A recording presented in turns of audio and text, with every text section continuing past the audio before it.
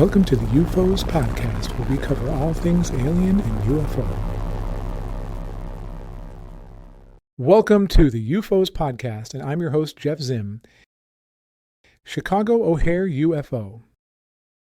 The Chicago O'Hare UFO incident of November 7th, 2006 stands as one of the most intriguing mass UFO sightings in recent American history, particularly because it occurred at one of the world's busiest airports and involved multiple credible witnesses, including airline employees and pilots. The incident has become a cornerstone case in modern UFO studies, highlighting the complex intersection of aviation safety, institutional responses, and unexplained aerial phenomena. The event unfolded at approximately 4:15 p.m. Central Standard Time, when a ramp employee first spotted what appeared to be a metallic, saucer-shaped craft hovering over Gate C-17. This employee was in the process of pushing back United Airlines Flight 446, which was headed to Charlotte, North Carolina. The initial sighting quickly drew attention from other airport personnel, ultimately leading to approximately 12 United Airlines employees witnessing the phenomenon, including pilots, mechanics, and management staff. The rapid spread of information through radio communications brought numerous aviation professionals to witness the event firsthand. Witness descriptions paint a fascinating picture of the object. It was reportedly silent, with estimates of its size ranging from 6 to 24 feet in diameter. The craft was described as dark gray in color, and witnesses consistently noted its disc-like shape. Perhaps the most dramatic aspect of the sighting came from observers who reported watching the object suddenly accelerate straight up through the cloud cover, creating a clear blue hole in the clouds that appeared to seal itself shortly afterward. This particular detail has become one of the most discussed aspects of the case, as it suggests a level of physical interaction with the environment that goes beyond simple visual phenomena. The case becomes more complex when examining the inconsistencies in witness accounts. At least 4 eyewitness reports showed significant discrepancies regarding the object's shape, height, movement timing, and even the number of objects present. These inconsistencies have led some to question whether the incident might have been a coordinated hoax. However, the professional status and varied positions of the witnesses make a coordinated deception particularly unlikely, especially given the potential career risks involved in making false reports at a major airport.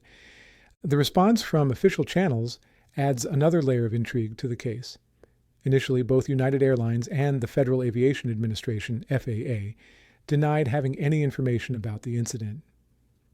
It wasn't until the Chicago Tribune filed a Freedom of Information Act request that the truth emerged.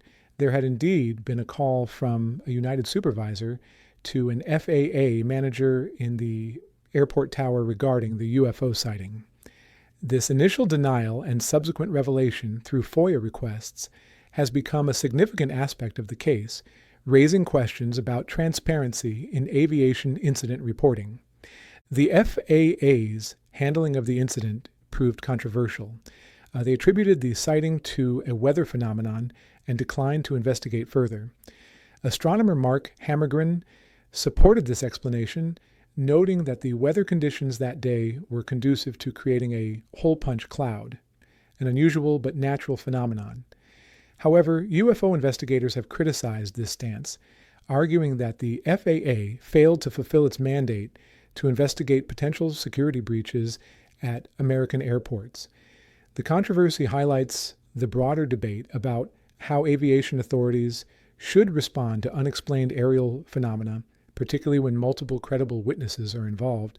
The incident gained significant media attention, with major news outlets including CNN, CBS, MSNBC, Fox News, Chicago Tribune, and NPR covering the story. The extensive media coverage helped bring the incident to national attention and established it as a significant case in modern UFO history.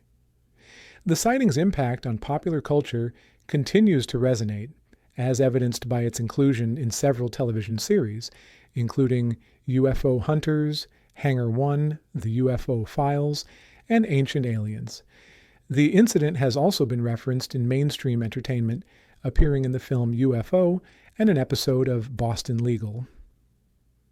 What makes the O'Hare incident particularly compelling is the professional status of the witnesses and the high security environment where it occurred. The witnesses weren't random observers, but trained aviation professionals familiar with conventional aircraft and atmospheric phenomena. Their collective experience and the potential security implications of an unidentified craft hovering over a major international airport make their accounts difficult to dismiss entirely. The fact that the object was not detected on radar, while potentially supporting skeptical explanations, also raises questions about the limitations of current aviation monitoring systems. The case highlights a recurring pattern in major UFO incidents, the tension between official explanations and witness accounts. The FAA's weather phenomenon explanation, while plausible, doesn't fully address all aspects of the witnesses' reports, particularly the object's reported metallic appearance and its dramatic vertical departure. This disconnect between official responses and witness testimony continues to fuel debate about the incident and raises broader questions about how similar events should be investigated and documented. The Chicago O'Hare UFO sighting remains significant in UFO history, not only for its multiple credible witnesses, but also for how it exposed the challenges faced by aviation professionals when reporting unusual aerial phenomena. The incident demonstrates how even well-documented sightings by trained observers can be minimized or dismissed by official channels, raising questions about how similar incidents might be handled in the future. The case continues to serve as a reference point in discussions about aviation safety, institutional transparency, and the broader phenomenon of unexplained aerial encounters. Morristown UFO. The 2009 Morristown UFO incident stands as a fascinating case study in how easily public perception can be manipulated and how unreliable eyewitness testimony can be. The events began on January 5, 2009, when mysterious red lights appeared in the sky over Morristown, New Jersey, setting off a chain of events that would capture national attention and expose significant flaws in UFO investigation methods. The perpetrators, Joe Rudy and Chris Russo, orchestrated 5 separate events between January and February 2009 using a remarkably simple method: red flares attached to helium balloons. These lights were visible across multiple towns in Morris County, including Hanover Township, Morristown, Morris Plains, Madison, and Florham Park, creating a widespread phenomenon that drew significant attention. The duo carefully planned each event to maximize impact and media coverage. The initial January 5th sighting prompted immediate action from local authorities. The Hanover Township Police Department received their first 911 call at 8:28 p.m., and the situation quickly escalated to involve multiple law enforcement agencies. Even Morristown Airport was alerted about potential aviation hazards, though radar systems failed to detect the objects. Airport control tower workers confirmed seeing the lights, but couldn't identify them, adding credibility to the mystery. What makes this case particularly interesting is the variety of eyewitness accounts and expert interpretations. Paul Hurley, a pilot with 20 years of aviation experience, claimed he had never seen anything like this. His 11-year-old daughter, Kristen, was actually the first to notice the lights, and their family's video footage appeared on several major news networks, including Fox News. A Morristown resident reported seeing an L-shaped formation oscillating in the sky that didn't seem man-made. Even Hanover Township's health officer provided a detailed account of the lights moving fast, holding formation, and then moving in 3 different directions. Before the truth was revealed, numerous explanations were proposed for the mysterious lights.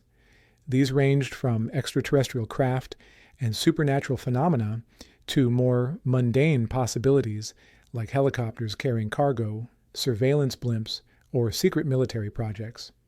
The Morristown Police Department suggested the lights were likely road flares attached to helium balloons, though many witnesses and local residents disputed this explanation.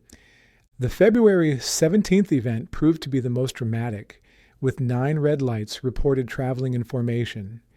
The sighting was so significant, it caused traffic to slow on Route 80 as observers pulled over to record the phenomenon. One witness, Dorian Vicente, described how the lights initially appeared scattered before aligning in a straight line. Another witness, Ray Vargas, remarked, "If it's a hoax, it's a real good hoax." The incident prompted involvement from multiple authorities, including the Federal Aviation Administration, the Office of Homeland Security and Preparedness, and the New Jersey State Police Regional Operations Intelligence Center. The involvement of UFO experts added another layer to the story. Peter Davenport, director of the National UFO Reporting Center since 1994, was consulted by News 12NJ. He noted that FAA regulations require aircraft to have a single red light on the left wing tip and expressed doubt that the sightings could be explained by conventional aircraft. The Mutual UFO Network, MUFON, also became involved, posting information about the incidents on their website. The revelation of the truth came on April 1st, 2009, when Rudy and Russo published an article in Skeptic magazine detailing their hoax. Their stated purpose was to expose the unreliability of eyewitness accounts and the pseudoscientific nature of ufology.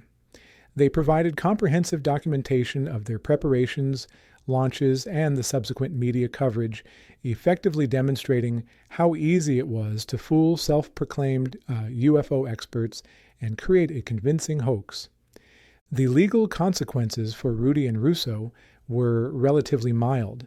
They pleaded guilty to disorderly conduct and received $250 fines each, along with 50 hours of community service at the Hanover Recreation Commission. Prosecutor Robert Bianchi opted for what he called a measured approach, though he criticized them for wasting police resources and creating potential fire and aviation hazards. The aftermath of the revelation sparked diverse reactions across different sectors. Newsweek's Sharon Begley praised the hoax for successfully fooling UFO experts and believers, concluding her article with "Nicely done, guys." However, George Filer, state director for MUFON of New Jersey, criticized the dangerous use of flares. The Center for Inquiry raised important ethical questions about whether skeptics should use hoaxes to prove their points, sparking a broader debate about the ethics of such social experiments. The incident's impact continued well beyond its initial revelation, becoming a significant part of UFO folklore and skeptical literature. It has been featured on various television programs, including UFO Hunters, where host Bill Burns investigated the January 5th sighting and notably rejected the possibility of the lights being flares or Chinese lanterns. The story was later featured on True TV's Best Hoaxes Ever in 2015 and in 2021 on Vice Media's Fakes, Frauds, and Scammers, where Rudy and Russo themselves narrated their story. This case serves as a powerful reminder of how preconceptions can influence perception and how even experienced observers can be deceived by relatively simple means. It also raises important questions about the reliability of eyewitness testimony and the methods used in paranormal investigation. The Morristown UFO Hoax demonstrates the importance of critical thinking and the need for rigorous investigation methods in examining extraordinary claims. Thank you so much for listening to the UFOs podcast. Please remember that we want your UFO and alien stories, so send them to us at ufos.com or stories@ufos.com directly to have us read them on the show. Until next time.